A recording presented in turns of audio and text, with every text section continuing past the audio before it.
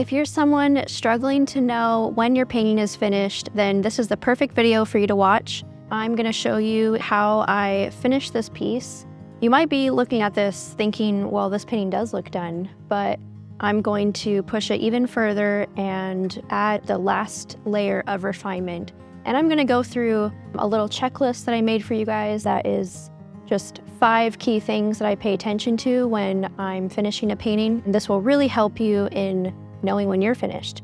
My name is Dimitra Milan, and I've been a professional artist since 2014. And I sell my work mostly direct to collectors through my Instagram and Facebook following that's over 250,000 followers around the world.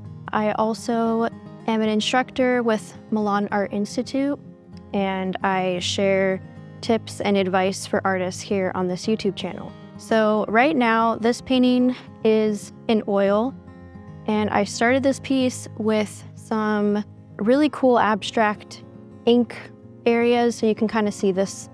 I kept the ink here. And this is kind of a mixed media painting. I started with acrylics, now I'm adding oil. This has some oil on it, and I just want to make it feel even more finished. So as I'm finishing a painting, I'm really looking for a few key things. The first thing I think is the most important is looking at your edges all around your painting. And anywhere you have areas of more details or like focal points, so these flowers, for example, the butterfly, you want to make sure you have a lot of variation in your edges. And the more variation you can do, the better and more sophisticated your painting will feel. Especially with flowers like this. I want some of them to blend into the abstract, and then I want some to pop forward. Also for context, this painting is something I did recently we refilmed our abstract floral class. My mom and I just finished filming that, and this was part of the class. And so now I'm just adding a few final touches to it. So I'm starting with just a glaze of transparent colors, and I'm using Galkyd here to mix in to the paint to just make it more fluid and make the colors a little bit glossy. It also helps the paint dry faster, and sometimes by kind of glazing an area, it'll unify that area and help the other objects around it come forward. So going back to the edges, and what types of variation you want. You want some really kind of soft, blurry edges. So I have some of that going on, and I have that in the background, also in the flowers. And then you want some crisp, clean, very like high contrast areas where the edges really come forward and pop. And I want to pop this flower more. So also here's the source that I'm looking at and using that for the reference. So this flower here needs a few more highlights. This butterfly, I think, needs more details. I feel like the edges are a little too soft and need to be more crisp and clean to pop forward. So you might be wondering, like, how can you tell if you need certain things done to the edges? And you can step back from your piece. So this is kind of the second part of the checklist. So your painting needs to work from far away and up close. And when I looked at this painting far away, I think it works pretty well. It really flows nicely as an abstract, but up close, it's missing that last level of detail and refinement. So that's what I'm really focusing on today. So be looking at your painting, multiple times throughout the process. Step back from it. Sometimes when you're just spending many hours up close on your piece, you lose your ability to tell what it needs, and it's harder to know when it's finished or not. So the third part of this list, I said the first one, edges, was most important, but I think they're all the most important. They're all important. So you need enough resting space in your painting.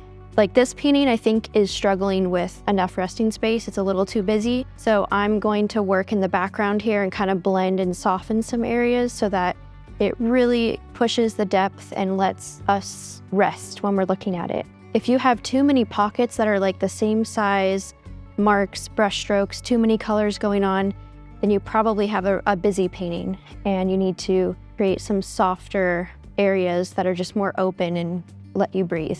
Do the crisp edges have to be the focal point, or could you have a couple of areas with crisp edges? Yeah, it doesn't necessarily only have to be the focal point, but it will draw our eye to it. So just be intentional with where you're doing that. So I think this goes into the next thing where it goes with the resting space. I thought just composition in general. You want your composition to be pleasing. That means leading your eye around the canvas in a nice way. You don't want to get stuck in one area, and that can happen if you have like too much contrast in one area and it's like not enough happening in other areas of your painting. In that case, you would want to have more crisp, clean edges, more contrast. And I think that is happening a little bit in this piece. So I want to draw our eye to this spot more, the butterfly, and then the flowers here. Typically, a triangle going around your piece means that it's a good composition.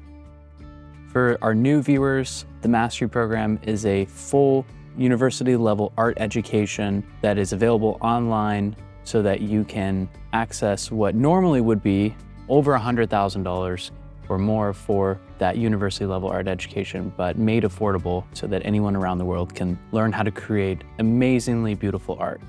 The Mastery Program is available on a weekly basis, actually. We have a limited number of spaces that we allow in every week, which changes based off of the availability that we have of coaches. So unlike most online programs, the Mastery Program makes it so that you actually have feedback on every single assignment that you take throughout the program. So there's over 250 different lessons in the Mastery Program, and it's all designed to be completed sequentially because the lessons and the skills that you learn in those lessons build upon each other. We have a team of coaches who are artists who have graduated from the program who give you feedback on every assignment throughout that program.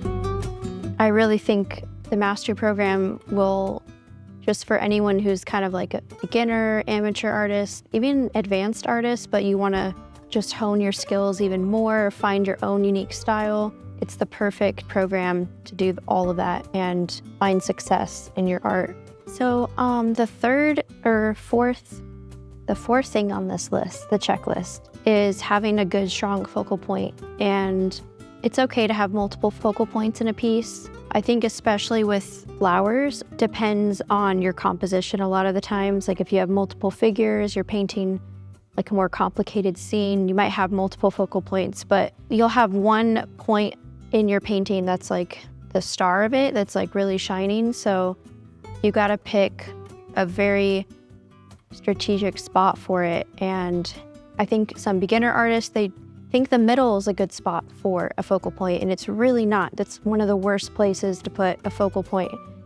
So it doesn't mean you should avoid the middle and not have anything in the middle, but you want to, again, lead the eye around the canvas. So any of the 4 quadrants, like if you were to break your painting into 4 sections, in one of those quadrants, that would be a good, pleasing area for the focal point. So this flower right here, and maybe this one a bit, would be a nice area. This could work too, the butterfly.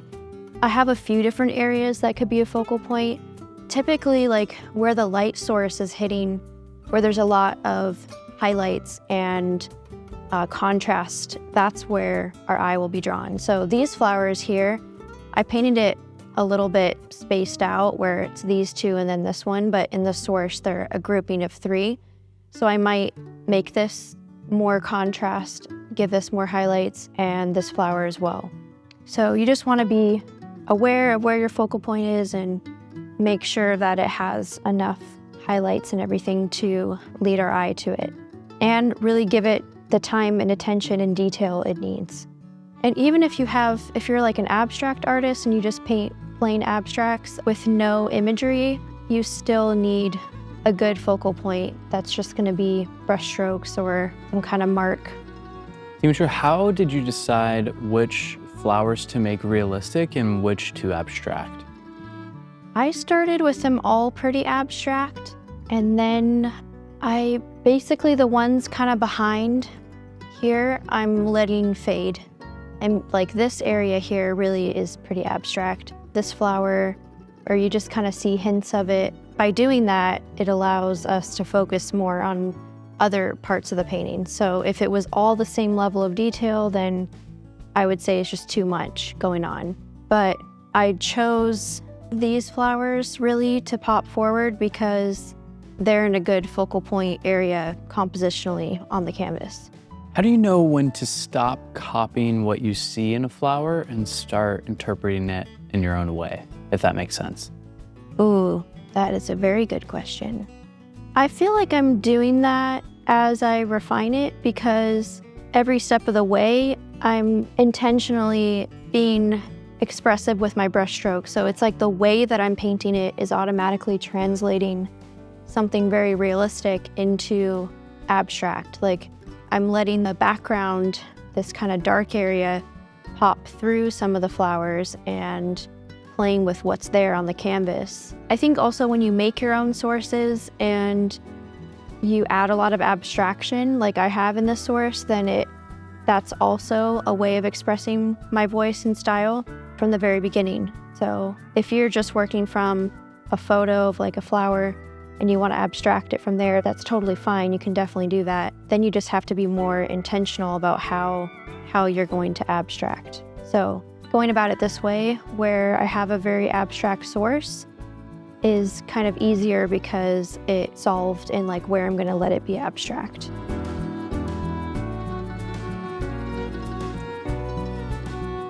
I just wanted to add too, I think it's so important to level up your skills in order to be able to exaggerate as an artist.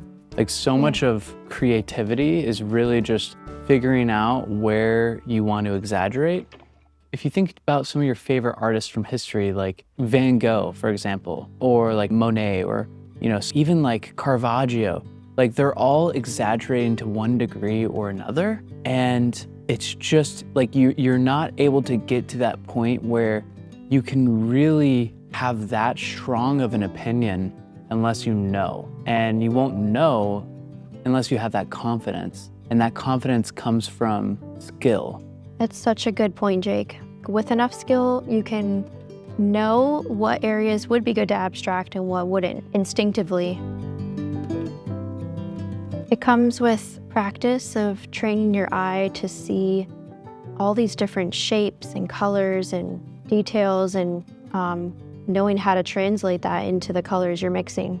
So if you are loving this abstract floral painting that Dimitra is working on right now, this is actually basically a bonus lesson for the class that she teaches on exactly how to create this painting start to finish. So we had over 11,000 students take our abstract floral masterclass, which we did originally live 2 years ago. So this painting here is actually from the updated version of the class. And not only me, but my mom as well. She does her own painting. Yeah, not only is it this one, but there's an entire other abstract floral with the same sort of abstract realism style, but in a totally different flavor, created by Dimitra's mom, Milan, who founded Milan Art Institute and has taught tens of thousands of artists around the world.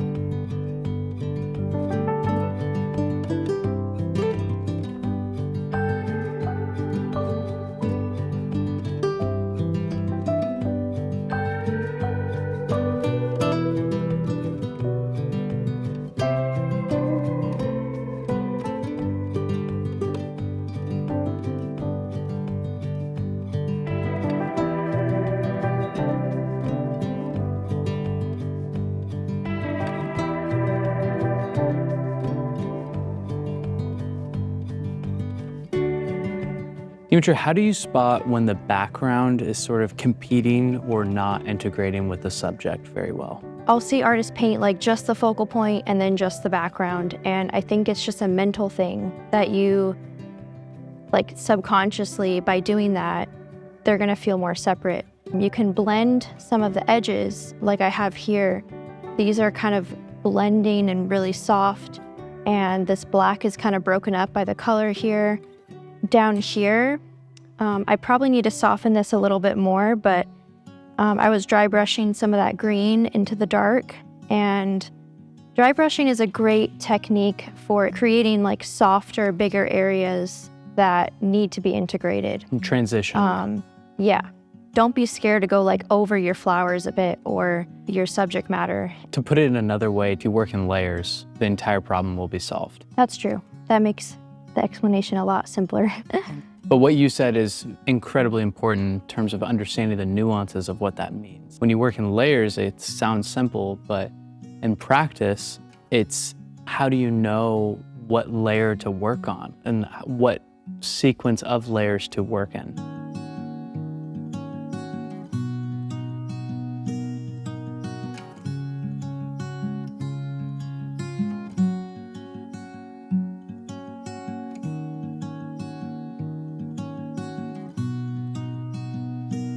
So I want to go over the last, fifth final thing on my list. I think this list could have more things, but I think these were like the 5 that came to mind that I think are really important when finishing a painting, knowing when it's finished. You want to have a really good amount of highlights and contrast in your piece. So many paintings out there are lacking that like final bright highlight that you just have to be bold with. You have to, it doesn't necessarily mean mix plain white paint on the canvas, but this has a lot of white in it, but I've mixed different colors into it, and sometimes adding hints of blue or yellow or green or changing the white slightly will actually make it brighter and stand out even more. But in contrast next to this dark area or having enough midtones, you want to make sure that you're hitting all those values. And I think you'll know if your piece is missing those highlights by standing far away from it and seeing if you can still see what it is, if it's still carrying like a strong presence or not.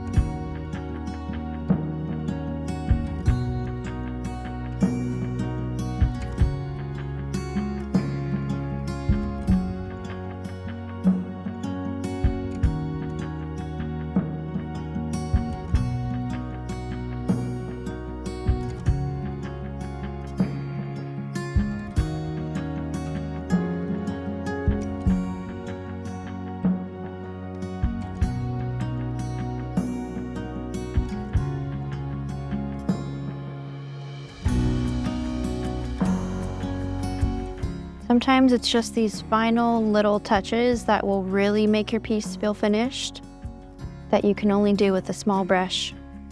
Thank you guys so much for watching and being here today, and I hope this video has really inspired you and helped you kind of overcome some of those feelings, like to know when your painting is finished or not, and will help you get more confident as you paint more. And also just getting critique from feedback from other people around you really helps, and that can be scary, but just choose people that you really trust and love and that helps every time. Thank you guys so much for watching, and we'll see you next time.